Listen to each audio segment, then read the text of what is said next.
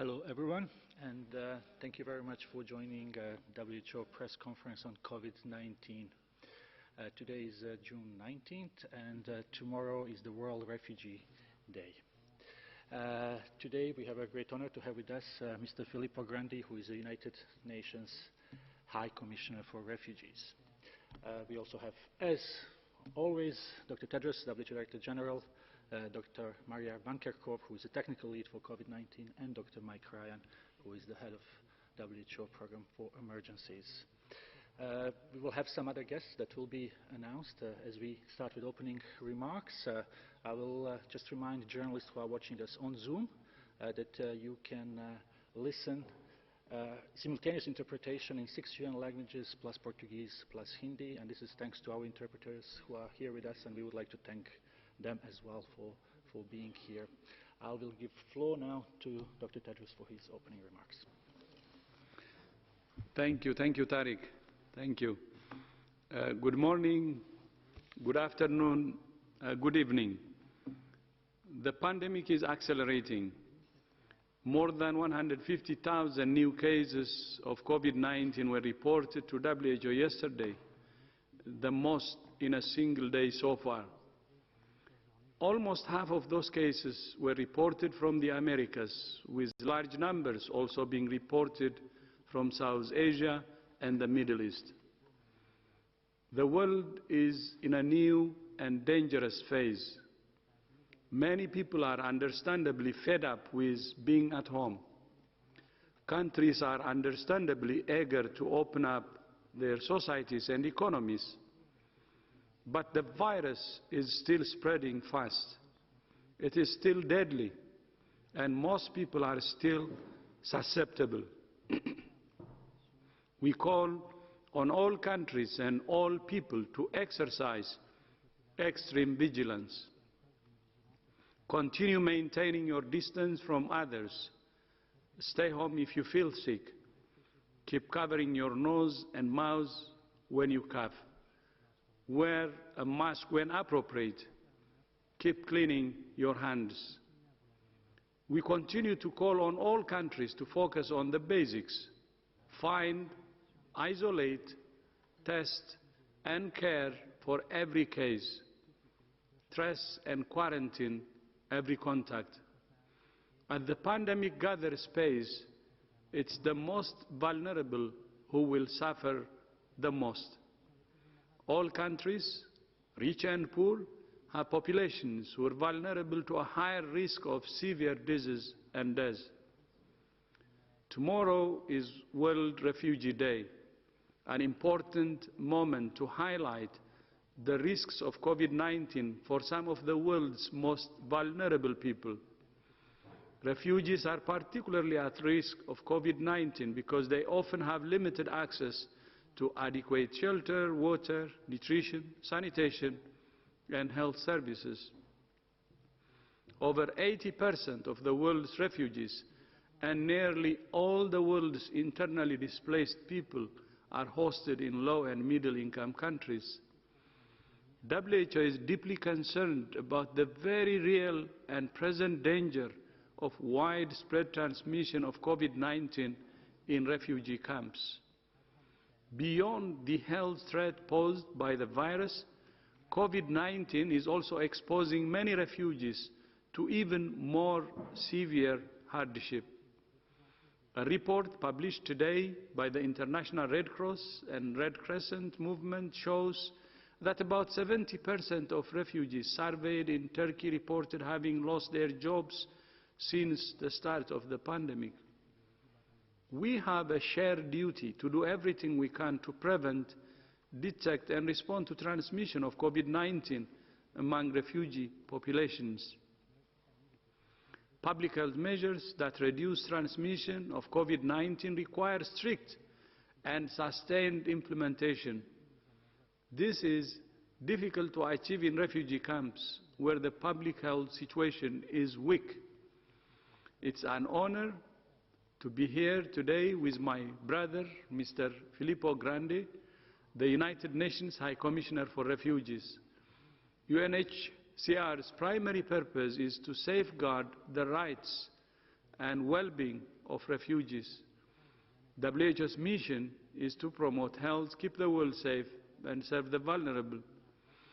Our organizations are a natural fit, and every day WHO and UNHCR work to strengthen the collaboration between our two agencies. And last month, our two organizations signed a new agreement to strengthen and advance public health service for the millions of forcibly displaced people around the world. COVID-19 has demonstrated that no one is safe until we are all safe. Only by putting politics aside and working in true collaboration can we make a difference. We're most vulnerable when we're divided, but with solidarity and cooperation, we will overcome this pandemic and be better prepared for the crisis of the future. It's now my great honor and pleasure to invite my brother, the United Nations High Commissioner for Refugees, Mr. Filippo Grandi, to say a few words. Please, Filippo. Thank you. Sorry. Thank you very much, Director General. Thank you, Tedros. I'm really very honored and pleased to share this press conference today because of all the reasons that you have just explained. I do appreciate very much WHO's focus on the most vulnerable, including the refugees, displaced, stateless people that my organization deals with. It's also very significant, I think, that we have decided to speak together to the media today, the day before World Refugee Day, which is observed tomorrow, and which in this context this year takes particular significance. It is also significant that we do this the day after we issued our yearly report on forced displacement figures. They refer to 2019, and as you mentioned, they're very dramatic. I've already spoken to the press about this, but let me repeat what I guess most of you know already. We reported a dramatic increase in displacement figures last year compared to the year before. We're close to 80 million people that are either refugees or displaced in their own country, and this means, in simple terms, that 1% of humanity lives today in situations of forced exile. You also already mentioned, Tedros, a very important and significant statistic. 80, in fact, sometimes we could even say almost 85% of the refugees and practically all the displaced people, the internally displaced people, live in countries that, contrary to the political rhetoric, are usually countries that are either poor or middle-income countries, not countries with a lot of resources. This means, since I'm speaking from WHO headquarters, countries that not only have fragile institutions, fragile economies, but also often fragile health systems. And this is something that we need to reflect on. I would also add another couple of statistics. One is that over 40% of the people we're talking about are people below 18 years of age. So a very big prevalence of young people, children or very young people, and of course a very big prevalence of women over men, because many of the refugees are in fact women, often women that are also breadwinners and have children in their responsibility. It's also interesting that 2/3 of the figure is not refugees that have crossed borders, but refugees in their own countries, internally displaced people. These people are people that are more difficult often to access for all of us in the humanitarian community. Why? Because they are in the middle of conflict. And these are the places where, as we know very well, and you have spoken about this very clearly over the past few months, and I'm very grateful for that, places like Yemen, places like certain parts of Syria, places like Libya, are the places where doing work, health work also for the vulnerable is extremely, extremely difficult. And finally, one more telling statistic.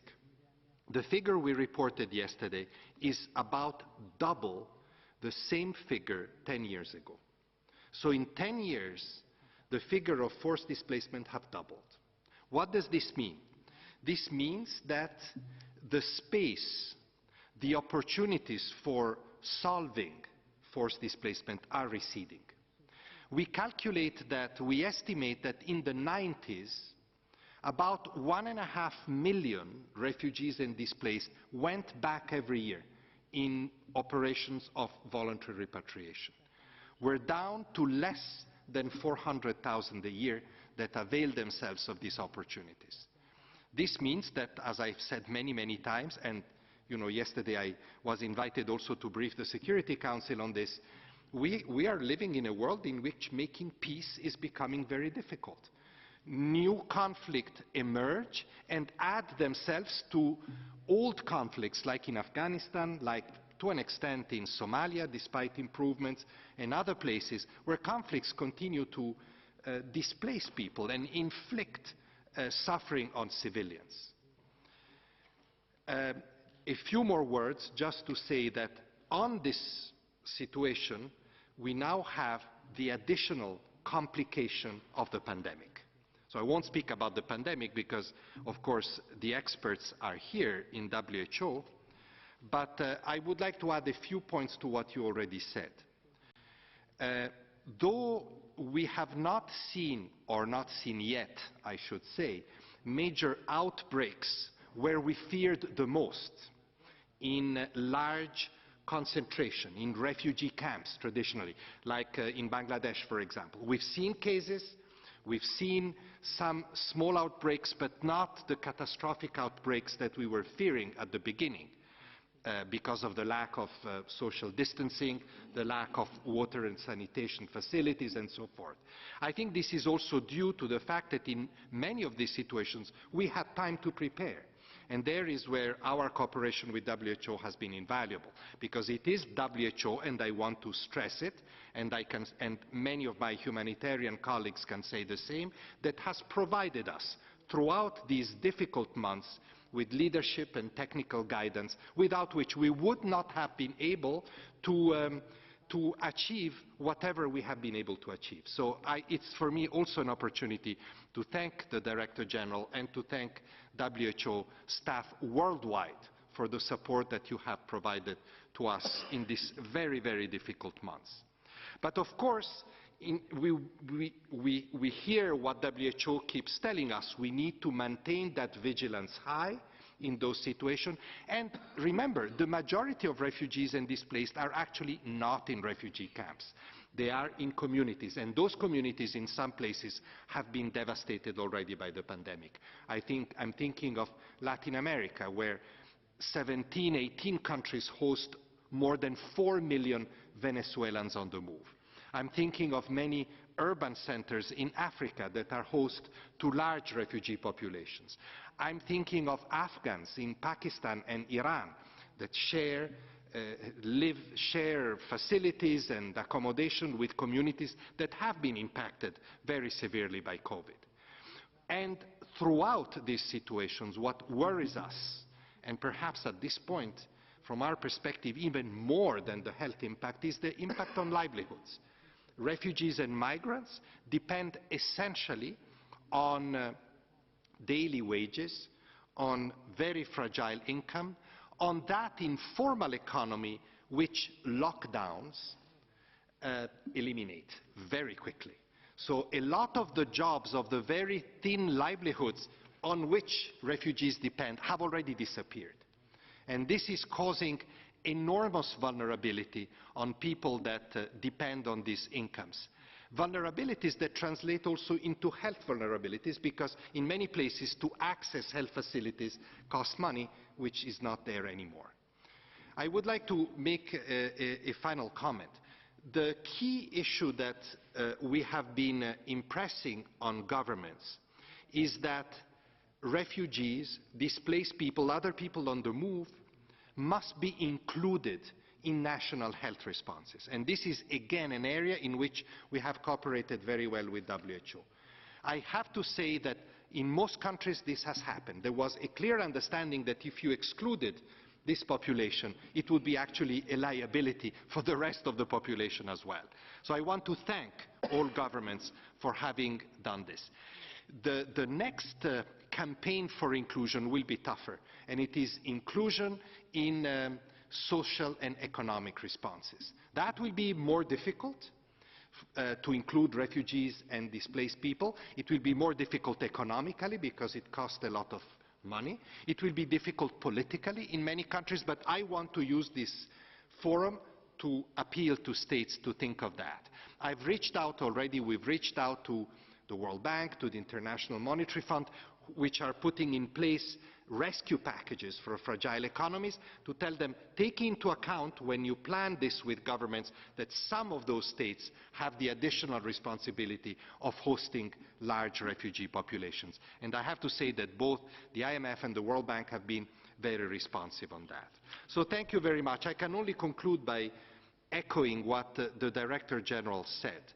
I hope, as has been said many times, that the pandemic will be an opportunity for all of us to reflect on the need to move away from the rhetoric of me first, my country first, and to work together in a unanimous manner. Yesterday, I briefed the Security Council, as I said, and this was my main message. Please put aside your divisions.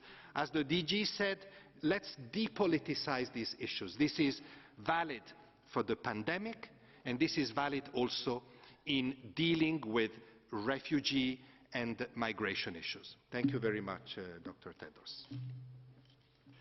Thank you, Filippo. That was really, really great, and speaking from your heart.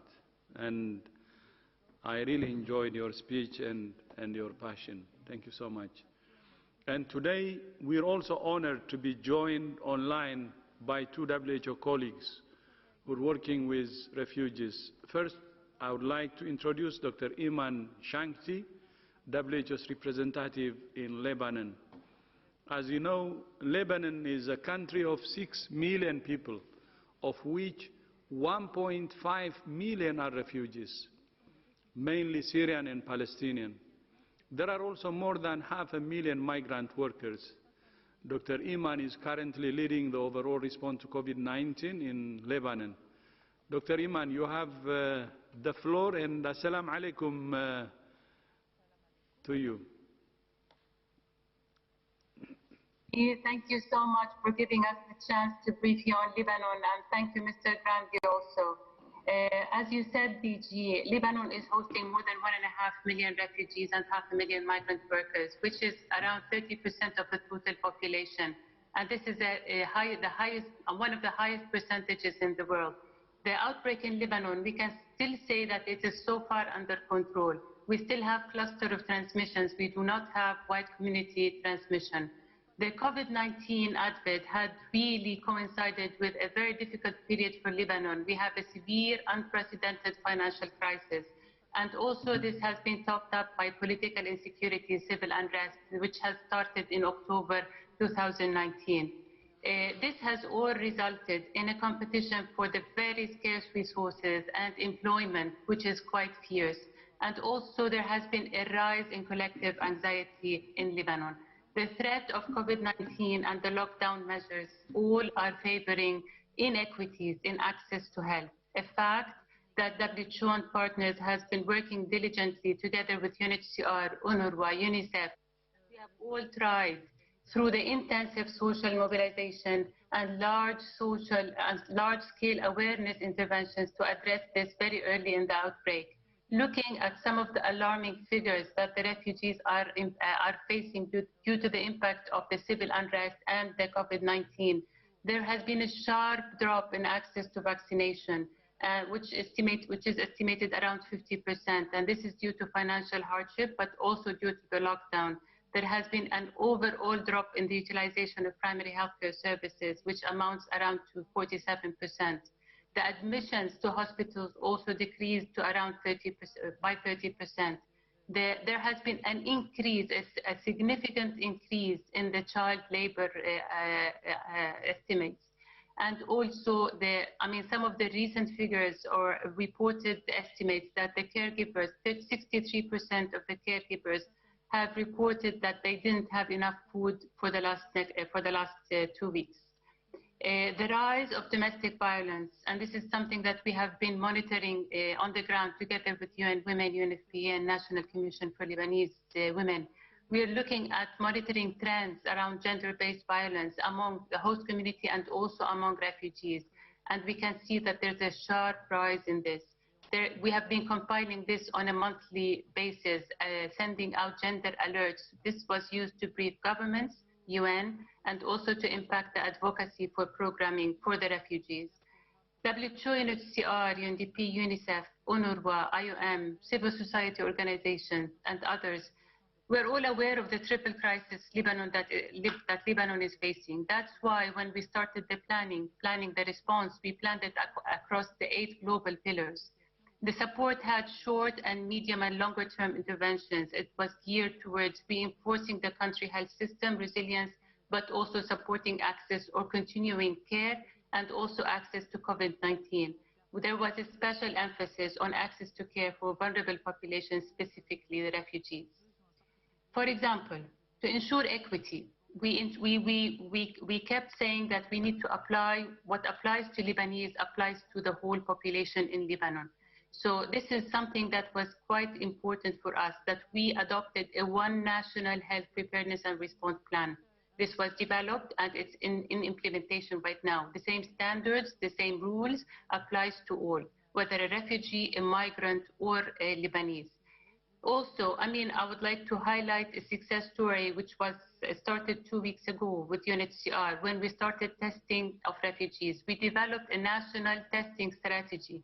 And the testing strategy was, it was a little bit, there was a sample that was specified for the refugees are in their informal tented settlements, but also for the refugees that are living within the population, among the population. The testing has started and almost 50% of the sample in the camps have been reached. The same will be applied for the Palestinian refugees very soon. Now, due to the fragile context in the country, the efforts are also made by all partners to minimize tension between the refugees and host communities and to avoid stigma and discrimination, which has been happening a lot. WHO Lebanon, together with UNICEF, UNDP, are collaborating with Ministry of Information to counter rumors and misinformation. At this critical juncture, I can only say that I am urging all partners, stakeholders, private sector, to work together, to work with us, to continue working with us to ensure that no one is left behind. Thank you. Thank you. Shukran, Iman. And now I would like to invite Mr. Chul Pok Jok. Mr. Jok is currently leading the COVID-19 response in the Gambela region in Ethiopia. Ethiopia hosts more than 700,000 refugees in 8 different regions. More than 40% of the refugee population is hosted in 7 camps in the Gambela region. Mr. Jok, you have the floor. Please go ahead.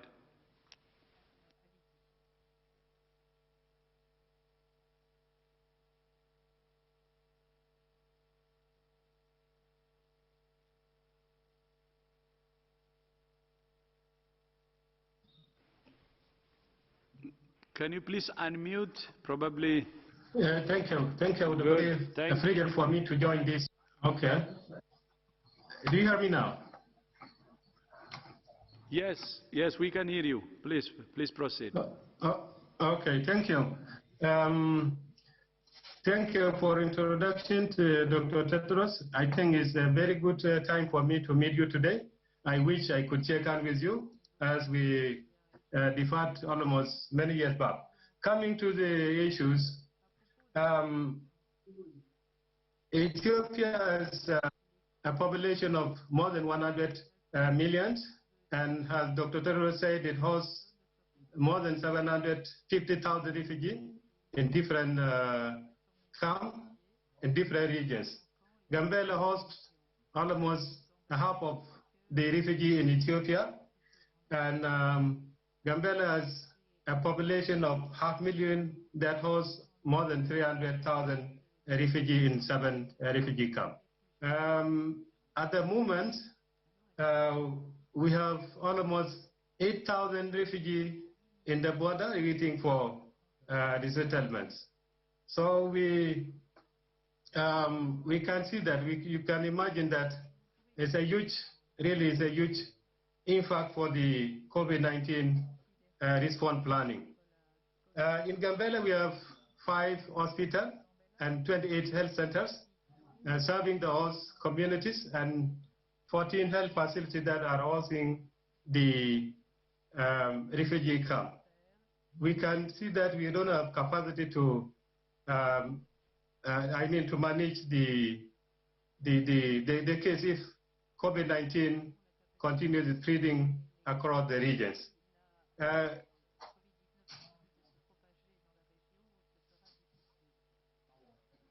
Yes, do you hear me? So currently we have 5 confirmed cases in the regions that we may see as very small number of people, but we are really worried of the spread of the disease in the camp because devastating condition where people are living in crowd conditions, and there is really extreme lack of water to watch.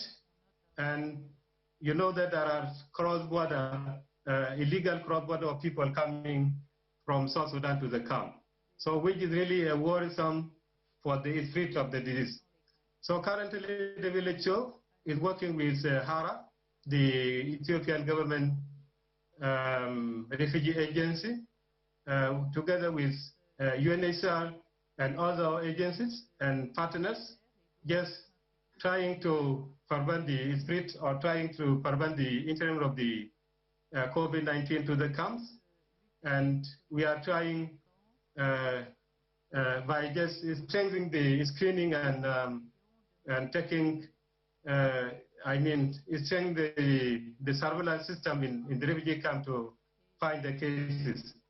So currently we are really working hardly with all the partner and government agencies to tackle all the problem in the camps, and together with UNHCR and agency and other agencies, we are trying to respond the COVID-19 pandemic, especially for the vulnerable communities. Taking this into account, we are really preparing for the case in the camp. We put in place the isolation that may take care for those who may need, who may not require really immediate treatment. So really, we are really working hard, very, very, very big task for the partner, and also I can really call upon all the partner to really work to tackle those problems within vulnerable community, including refugee and IDPs in the countries.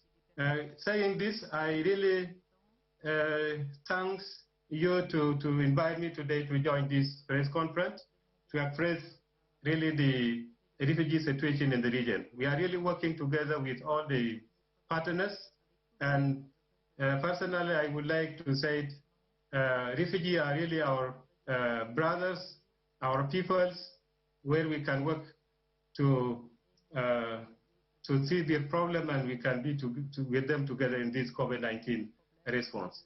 Thank you. Thank you, Chul. Thank you so much indeed.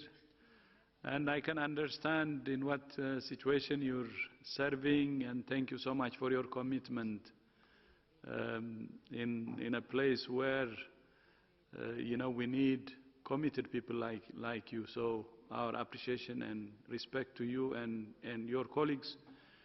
And you're helping the most vulnerable, and you should be proud of that. And we're proud of you too.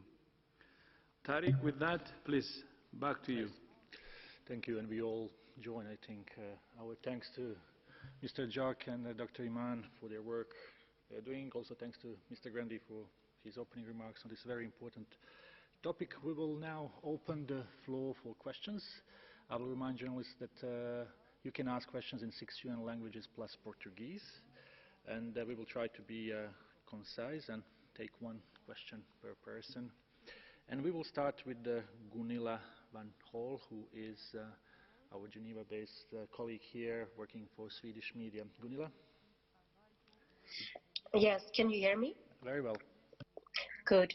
Well, look, I have a question on what we all talk about, the second wave, and that we seem to be seeing now in China. What is WHO's definition of a second wave?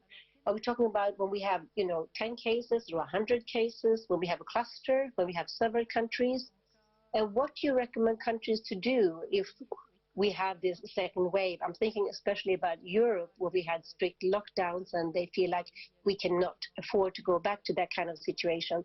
What kind of recommendation would you give to European countries if they have what we call a second wave? Thanks.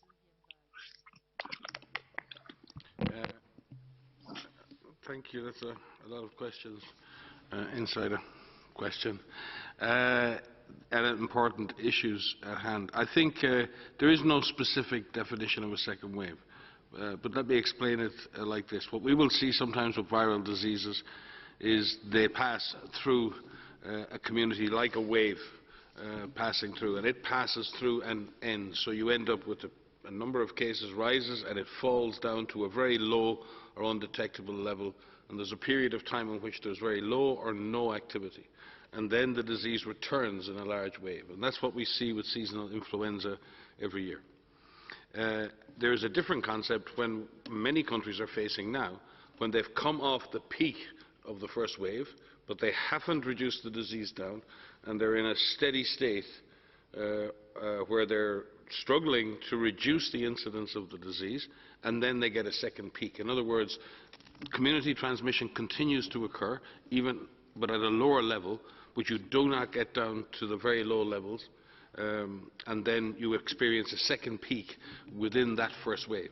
So you can see a situation in some countries where they could get a second peak now, because the disease has not been brought under control. The disease will then go away, reduce to a low level, and they could then get a second wave again in the autumn or later in the year. So you may have a second peak within your first wave, and then you may have a second wave. It's not either or. The second peak depends on how good, how strong, and how effective the control you have over the disease at this present moment.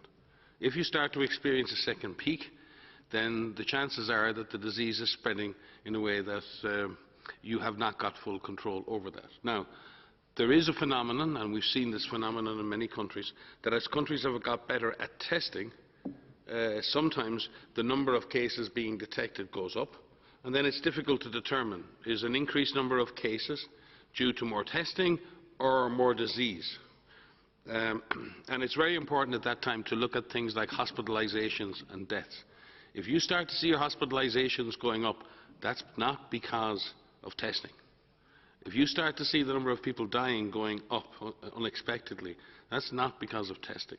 So I do think it's important to look at increased numbers, to examine where are those increased numbers happening, who are those increased numbers happening to, can it be explained by increased testing, is the health system starting to come under pressure, and if it is, you need to act to protect the health system and to suppress infection, because nobody wants to go backwards in the epidemic to a situation where people can't access health care.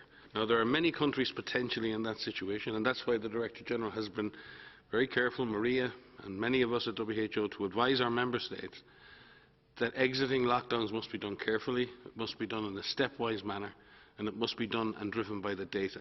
If you don't know where the virus is, the chances are that the virus will surprise you. Maria, do you have any further? Yeah, just to supplement that as Mike has said, many countries are in different situations, and as the Director General has said in his speech today, this pandemic is accelerating in many parts of the world.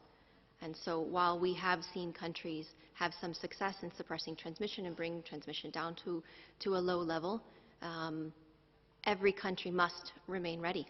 And if countries are seeing some success and are considering lifting the lockdowns, we need to ensure that we are all using this time wisely to ensure that our systems are in place to be at the ready to detect any cases, any resurgence in cases. Ensure that our workforce is in place, not only our healthcare professionals who are on the front lines caring for patients, but those who can carry out contact tracing, those who can actively find cases and support the ability to rapidly identify cases. Make sure that your supplies are in order. Make sure not only that your hospitals are ready, but that you have the supplies to be able to deal with any resurgence in cases. And make sure that your essential medical services that may have not been able to be activated or be used at the full potential that they should be, make sure that they are up and running and that people receive the medical services that they need. We should not be surprised if there are resurgence in cases, because we know that a large proportion of the population remains susceptible, which means that if the virus has an opportunity to enter into the population again, and if we do not have physical distancing and hand washing and all of the other measures in place to be able to detect, isolate, care, contact trace, it will take off. So it's about being able to not only lift these measures carefully, but be able to activate them rapidly when they need to be activated again.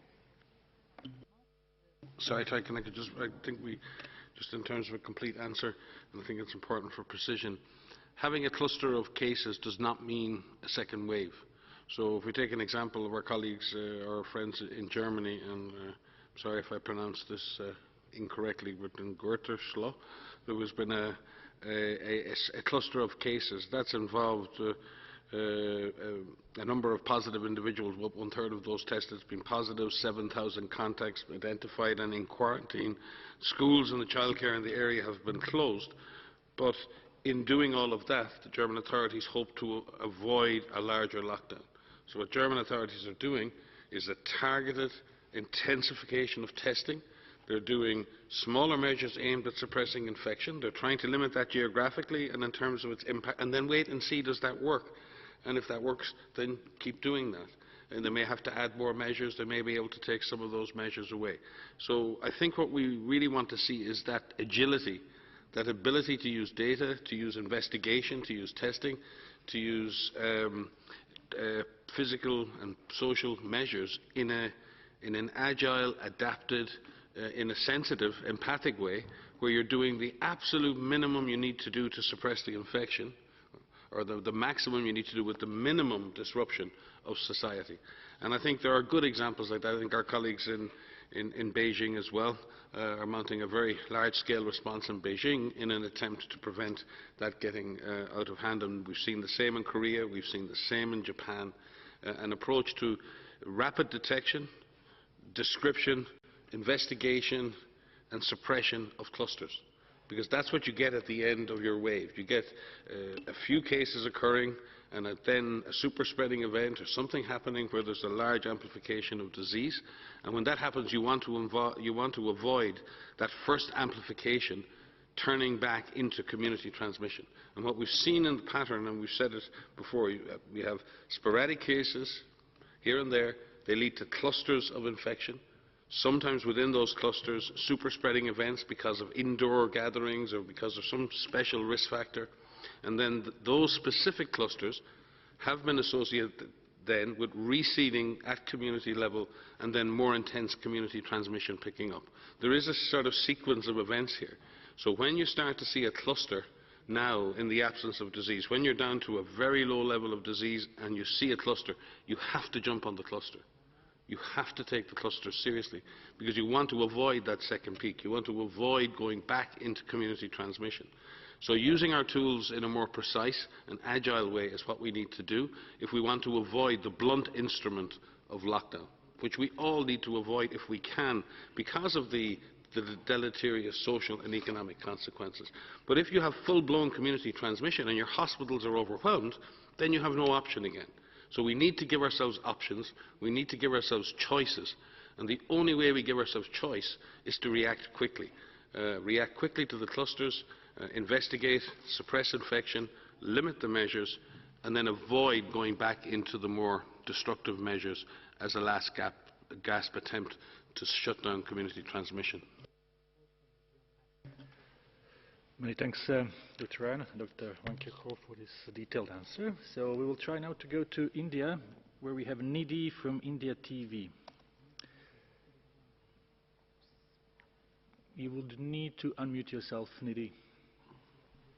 Hi, can you hear me? Yes, now it's fine. The number of patients who recovered from coronavirus in India has crossed about 2 lakh now, and the recovery rate in the country stands at 54%. Recently, the recoveries moved past active cases as well. How do you read these recovery numbers in India? What do these tell you? Maria can give you some specific. I mean, it's always great news when we see people recovering from COVID-19. The recovery numbers tend to lag behind because they're very often not reported officially, and it takes time for us to catch up. What we do see in those numbers is a group of patients who are very lucky in many ways to have got through the disease, some people who have been critically ill, but also people who need continued support, people who need, potentially some who have been critically ill need follow-up. This is, you know, at the critical stage, this disease takes an awful lot out of people. They need follow-up medical care. They may need life support, income support, and certainly the last thing they need is stigma. And we've seen situations where, again, patients finding it hard to reintegrate because of stigmatization. So it's very important that we see the survivors of COVID as people who've been through a lot, people who suffered, and people who deserve the care and acceptance of communities as they return.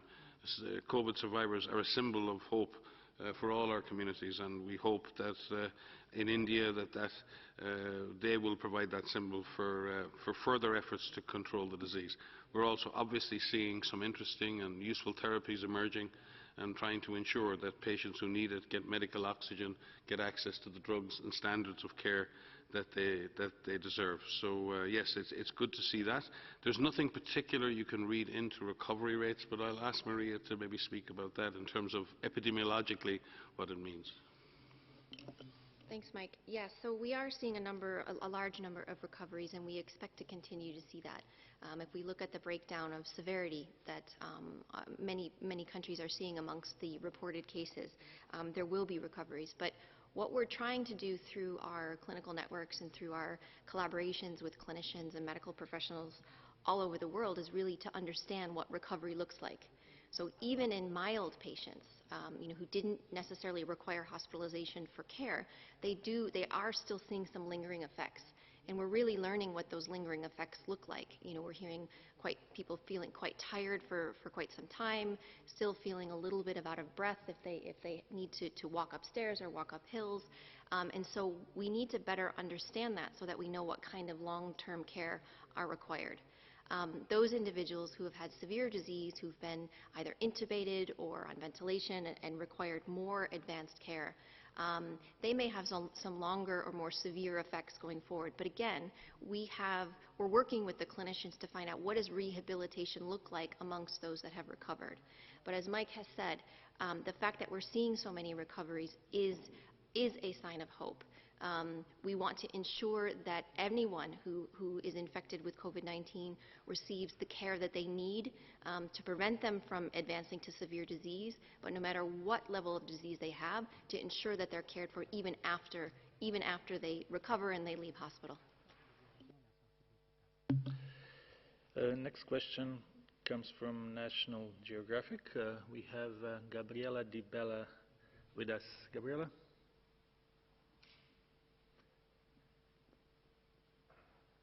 Can you unmute yourself, please?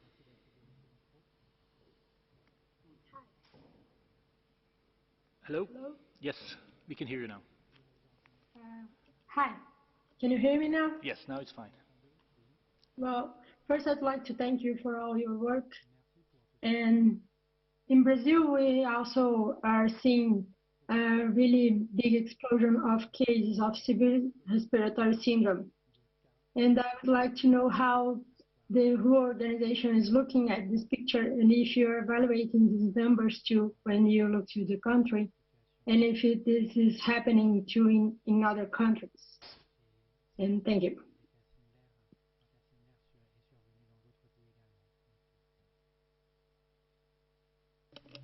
Sorry.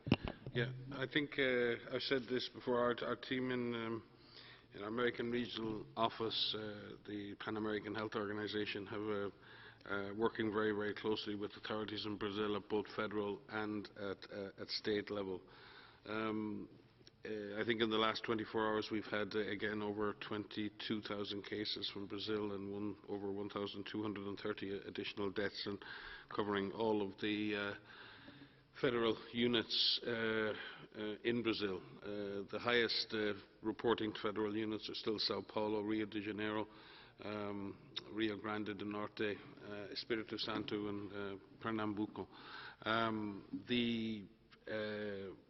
The situation across the country varies, and I think that's an important issue in any large country and federated state. The situation and the epidemic situation in each state is very different, and we've seen flattening of cases in some areas, but continued rising of cases in others. I've spoken previously about the health workers in Brazil who've bravely stood in the front lines. We've seen about 15,000 cases of COVID-19 amongst physicians, about 12% of the total in healthcare workers, about nearly 19,000 cases amongst nurses, and also amongst other technicians who work in the hospital space, I think over 40,000 infections.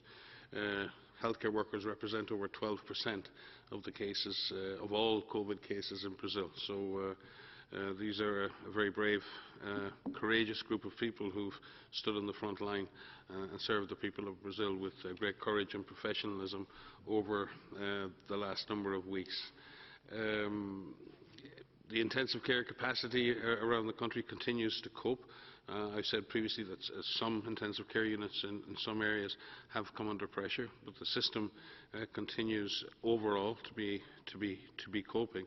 But it's difficult for any system to sustain this persistent increase in cases, the persistent pressure on the system, and as I've said previously, this requires an all-of-government, all-of-society approach with federal and state-based systems working seamlessly together in the service of the citizens of Brazil. We will continue to work and support the government of Brazil, the states and the citizens in any way we can to both suppress the infection and save lives. I just want to add in general what we're doing to support as it relates to dealing with patients and clinical care in all countries. And we work through our regional offices and our country offices to ensure that not only do we provide guidance in terms of what do medical professionals need to do, how can they best care for patients, which we of course learn through our collaborations internationally. We provide trainings, whether these are through our open WHO platform or virtual trainings where we try to have these one-on-one discussions with healthcare facilities and with healthcare professionals. We provide support in looking at surge capacity. What does the workforce need to look like? What do the number of beds need to look like, and in what type of area within the hospital, whether for mild patients or for more severe patients? Ensuring that the clinical pathway is appropriate, whatever that medical facility looks like. Making sure that there's infection prevention and control measures within the health facility, whether that's a community care center or whether that's a tertiary hospital or whether that's a purpose-built severe acute respiratory infection treatment center, to ensure that healthcare workers are protected, that they have appropriate PPE. We're also working to ensure that there's adequate oxygen supply in country so that patients that need respiratory support and need oxygen will have access to that within the country and within the healthcare facilities that are there. But the support is through our regional offices, it's through our country offices, it's through our partners with our EMTs, and it's based on need and it's based on risk. And that is something that we, as WHO, with our partners, are working to provide all countries everywhere based on what they need and when they need it and how it needs to be implemented. Thank you. Next question comes from Italy. Mariella Bussolati from Business Insider Italy. Mariella?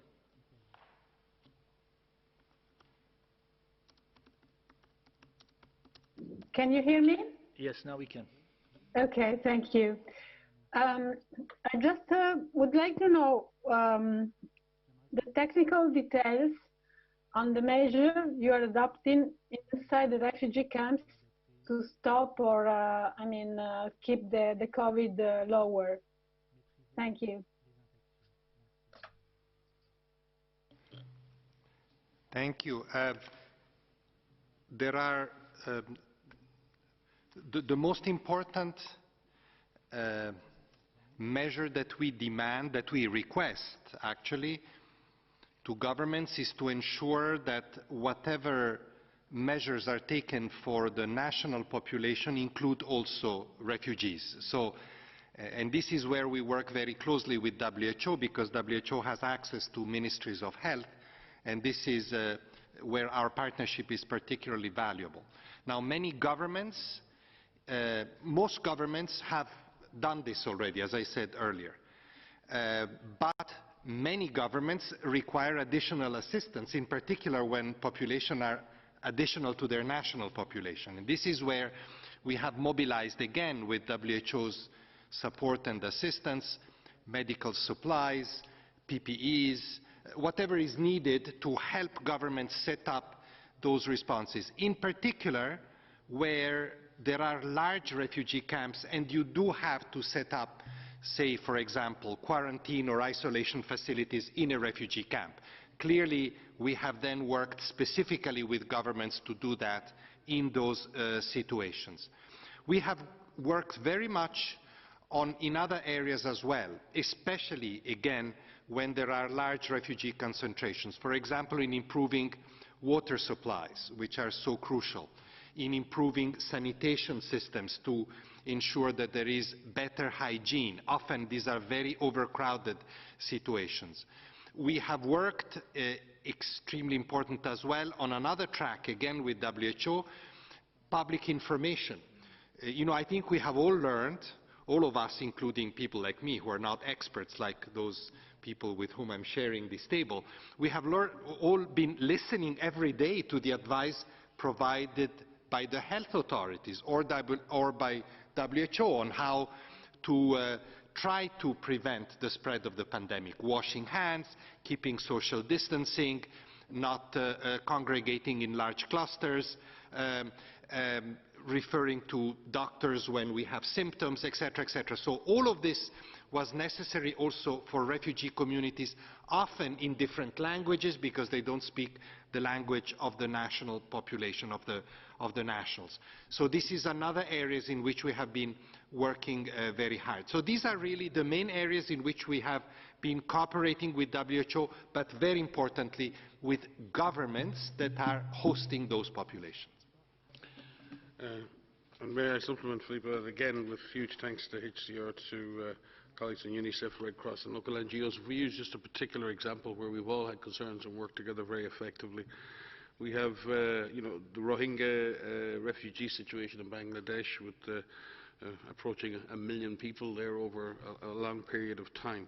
First of all, with great thanks to the government of Bangladesh. Again, the host government is a hugely important factor in the success in caring for refugees. And we've worked very closely with the Institute of Epidemiology and Disease Control to establish laboratories in Cox's Bazar, not just for the refugee population, but to support the local population as well. And very often supporting the host population is very important, as well as supporting the population who's been hosted as refugees. Since the start of April, we've supported over 11,000 tests been conducted in the camps. That's a daily sampling rate of about 500 samples per day. I know it doesn't sound like much, but doing that in a camp situation has its own challenges. We've supported 1,080 bed capacity in 12 isolation centres for a severe acute respiratory illness, so that people who do fall sick can, as Philip said, be treated safely and not infect other patients. And they've been run by partners in the camps. And part of this process is transferring knowledge to local actors, local Bangladeshi and actors, to Rohingya themselves, who many of them have professional backgrounds. We've established a referral pathway so we can identify and pick patients out who have respiratory illness, and we've trained more than 200 staff in the camps on clinical management. In addition, we've trained over 800 staff in infection prevention and control, not just in the camp facilities but in the surrounding facilities within the host community. So working across the health sector, indeed we've also had to update the operational plans for the cyclone season, because if people have to shelter, they may have to shelter in conditions in which they can't physically distance or are much more crowded together. So we've had to update those guidance according to that. So, but doing that while also protecting the immunisation programme, continuing to do routine immunisation and all of the other health services that are needed. So providing healthcare to refugee populations is pretty much the same as providing it to any population, but you're very often doing it in extreme environments, in situations of overcrowding, where resources are limited, where you have a host government that's supportive and providing and facilitating that process. It makes it a lot easier, where you have partners as wonderful as UNHCR then, and the leadership that they show, then the job is much more straightforward. So we very much appreciate, and we would like to achieve that kind of action in every refugee camp, in every country. Sadly, that is not the case yet, but that is the standard to which we wish to aspire. We will go now to Sarah Jerving from DEVEX. Sarah? Hello, can you unmute yourself, please? Yep. Sorry about that. Thanks for taking my question. Because vaccine development is at an accelerated, unprecedented rate, are there any concerns that long-term health impacts of a vaccine might not be detected? Are there any concerns about safety when the development process is at an accelerated pace? Yeah, I think when we talk about accelerated vaccine development, what we hope is that we're talking about more efficient, faster, but still extremely safe, well planned, well managed. So what we're trying to do with many partners around the world, and there are many initiatives which are trying to accelerate the development of vaccine, but not cutting any steps, no shortcuts. No issues that can be shortcut in this, but there are things that have been done to speed up the process of that development, and it's been unprecedented, the cooperation, the collaboration, since many months ago, since the Director General hosted the meeting here of the research and development experts from all over the world in February, and subsequently in April brought partners together here to initiate the Access for COVID Tools initiative. Both have driven that process. But there are no shortcuts in science, and safety is a must. The trials that are underway now are safety trials, and efficacy trials will begin. Those first efficacy trials will need to be large, or as large as possible, for two reasons. One, so we can get an early signal of clinical efficacy, but also because if we move from vaccinating small numbers of people to vaccinating very large numbers of people too quickly, we may see effects that would not be detected in a small group. Rare side effects can be detected only when you have a large group of people tested. So we would like, and that's why we've been working with partners all around the world to ensure that the clinical trials that we carried out together are done on as large a scale as possible in order to be able to detect any rarer symptoms or side effects that may come from the vaccine. And it's an important question, and something that needs to be closely monitored. That is often why, even when vaccines are introduced for the first time, they're associated with what they call post-marketing surveillance. There's a much higher need to do surveillance when you introduce a new vaccine, even when it's approved, because there's always a chance of a very rare side effect. You need to be able to pick that up and manage it. So yes, there will have to be great care taken, and we have to balance the benefit of a vaccine that can save lives, and we have to manage the risks that are associated. Immunisation has proven over the last 50 to 70 years to be the single most effective health intervention and the single most effective life-saving intervention for children all over the world.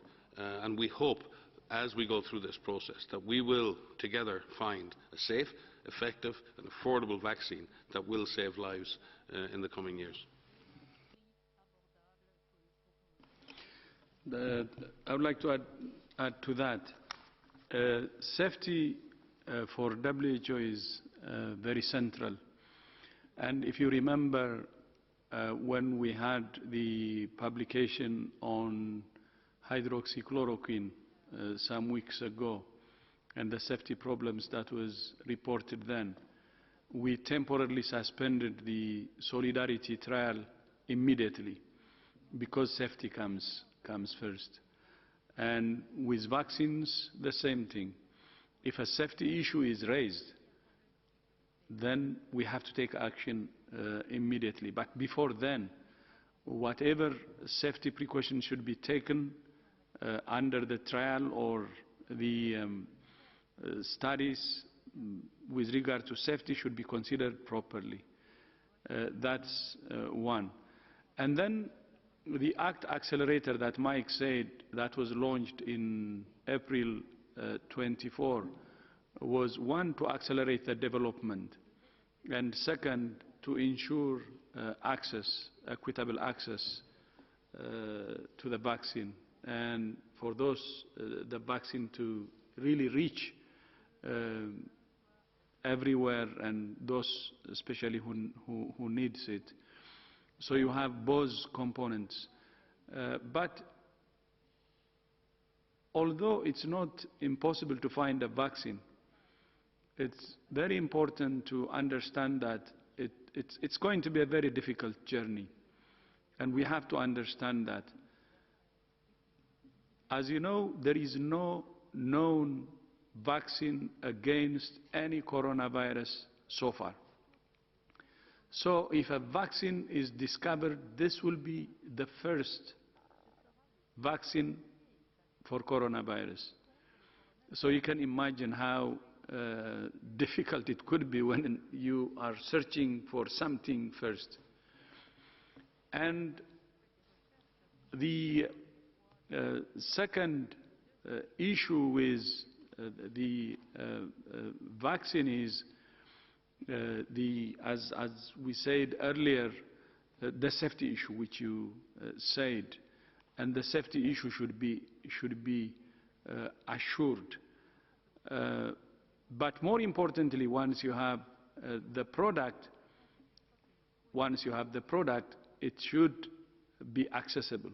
I mean, those who need it should have it. But then, because of the issues that I raised, since this is going to be the first time and all the things I said, our focus should be in doing the basics. The basics meaning the comprehensive public health approach. Something that's already at hand. I have already outlined some of the things before, and my colleagues have already said about them. The testing, the tracing, and the rest, and also what individuals can do. The keeping your distance, using masks when appropriate, and also cleaning your hands regularly, and all the precautions that you can take. We can actually keep away this virus by doing the basics, by understanding that this is everybody's business, and each and every individual should take care of herself and himself and his loved ones. He should care about the others too. When we do that, we can really suppress this virus. And that's why we're daily talking about that. We have to take more on what is at hand. We have to use what's at hand. Thank you.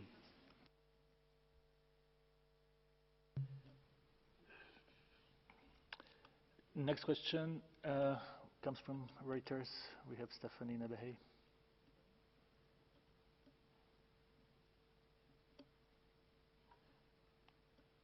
Thank you. Sorry. Yeah, I think a question for Mike. We'd be interested in knowing, please, your reaction to comments by China overnight or early this morning about their preliminary findings that the Beijing outbreak is linked to what they're describing as a European strain of the virus. And they've also said that the Chinese authorities, have provided data to WHO. Could you comment and also confirm? Thank you. Yeah, thank you. I haven't seen the sequences myself yet. Maria will maybe speak to that. But when we talk about European strain, we need to be careful. There are different strains circulating. But to be frank, strains and viruses have moved around the world. For example, if you go to New York, many of the viruses that circulated in New York were of European origin. Even in places like Japan has re-imported cases from Europe. So I think it's not indicating that Europe is the origin of the disease at all. What it's saying most likely is that the disease was probably imported from outside Beijing at some point. Establishing when that happened and how long the chain of transmission is important, and that's why we're pleased to see the intensity of the investigation ongoing. To ensure that we can find where that cluster began. And again, it demonstrates just how dangerous a cluster can be in a closed environment. Whether that transmission is occurring person to person or through environmental contamination, where an individual can contaminate the environment, and all of the various hypotheses that have been looked at. What is, I think, reassuring is, given that this coronavirus looks very much like it's of human origin, and as such pushes very much back against one of the hypotheses that was being pursued by Chinese authorities, that this could have been a breach of the species barrier again, and I don't think the evidence quite points to that. But again, I haven't seen the sequences. I haven't spoken yet to some of our scientific colleagues who may have views on that. But my sense is that we're dealing with the human origin for the outbreak. Exactly when that virus arrived potentially back in China, I think it remains to be determined. What is important is that the cluster was established, and secondly, that there was an amplification again in a closed environment. We need to look in that environment. What are the risk factors that drive transmission in an environment like that? We're in an environment in Beijing where many workers and people working there, and from a cultural perspective, are wearing masks. But they're involved in a lot of activity. They're involved there's a lot of water, there's a lot of air conditioning, there's a lot of freezing. So the environment itself may have facilitated the spread of disease, at least initially. And we've seen that in meatpacking plants, we've seen that all over the world. So what is it about this environment that allows the disease to amplify in that setting? We've seen the same in religious settings, we've seen the same in others. So it's really important to look at what are the factors that drive transmission in an environment like that. And I think currently that's what we're very interested in. We are relieved in the sense that it looks like this is a human-to-human event, but again, we need to understand the details of how that transmission occurred in that particular environment. Maria? Yeah, just to briefly add that the several sequences from Beijing have recently been uploaded to GISAID, and so these are accessible to be able to look. And as we understand, the virus is closely related to the European strain, as Mike has said. But that was published on the 18th in GISAID. We also, of course, received notification through our country office, through IHR, which we do for all events in all countries. We've had briefings with our country office, and we did have some members from China CDC brief our STAG the other day. But again, this is not unusual. We have a lot of briefings in this pandemic, and just take an opportunity to thank so many countries. We had a briefing from Gibraltar today, for the STAG. We're learning about how countries are dealing with their individual situations, and every opportunity we have through these briefings is to learn. And as Mike has said, some of these amplification events are very important when outbreak investigations can be done, or more detailed epidemiologic investigations can be done, so we could better understand how this virus transmits between people in an attempt to prevent it from happening again. Many thanks. I will just call now on Mr. Jok, who is joining us from Ethiopia. He wanted to intervene after the question was asked to High Commissioner for Refugees, and maybe Mr. Jok, you could add something on what has been said on that question about COVID in refugee camps. Thank you. Thank you. Do you hear me now?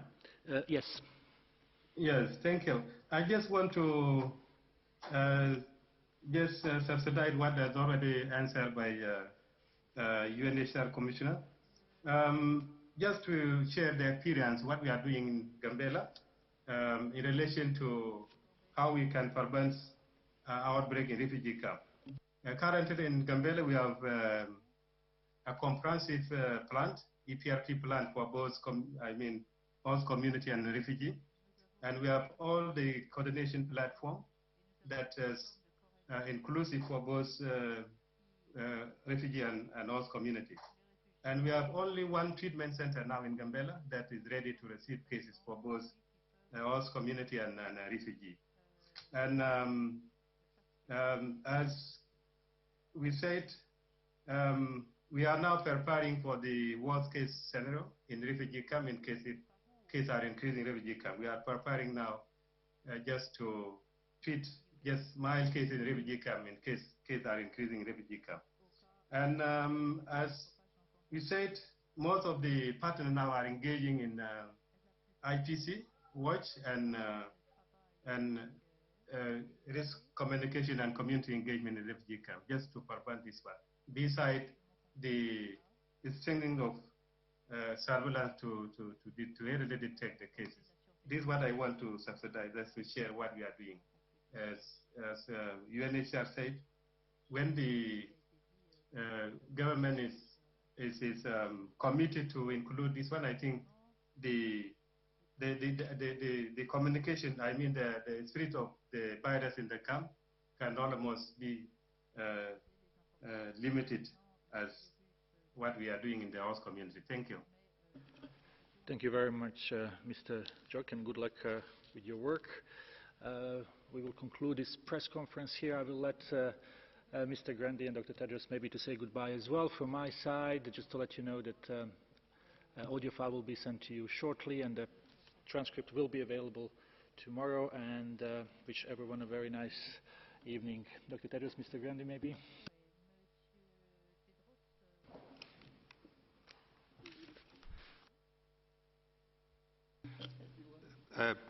Just to once again thank WHO for hosting me here today. Tomorrow is World Refugee Day, so please spare a thought about people that have now one more reason to worry about in their lives, just like we all have, but in addition to that, there are people on the move, people in exile, separated from their countries and their families.